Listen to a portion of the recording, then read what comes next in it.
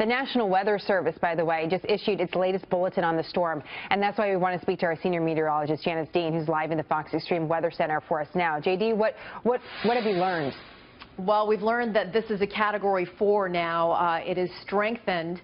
The National Hurricane Center has been right on with their forecast, and this has been a major hurricane for almost a week now, which is a record for Atlantic Basin hurricanes in October. So we're watching Matthew very carefully west of Nassau now in the Bahamas, and now we're expecting the next few hours as it makes its approach to Florida. Hurricane warnings in effect for 10 million people, upwards of 10 million people, and now stretching into portions of Georgia and South Carolina. You can see on the radar we're already getting those outer bands moving into South Florida. You can see that very well-defined eye here, and there is the chance for more strengthening as it comes close to land. And whether or not it makes a landfall is really not the story. The story is we have the core of the strongest winds coming very close or onshore of the east coast of Florida for 200 miles, the possibility of that, and that's why we're saying that there is the potential for catastrophic damage along the coast here. So here's the future radar, and this is going to be an overnight event Friday into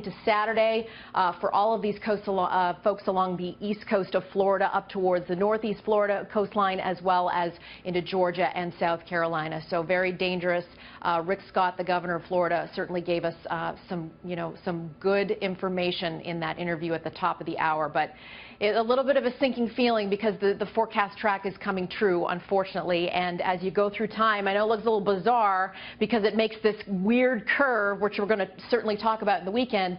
But for the foreseeable future, we're going to be dealing with a major hurricane for 60 hours, at least 60 hours along the coast with very dangerous conditions. This is brand new too, so major hurricane and then coming very close to southeast Georgia here and the Carolinas.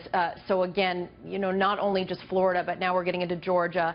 And then after that, we're going to watch this potential curve, but let's not deal with that right now. Let's deal with the potential impacts, and that is not only the storm surge, but the strong hurricane force winds along the coast for a period of 40, maybe 60 hours, and then the rainfall. We could see upwards of 10 to 12 inches along the coast of Florida, and the tropical models are now really coming into very good agreement that a very close brush or landfall with Florida and then into Georgia and the Carolinas.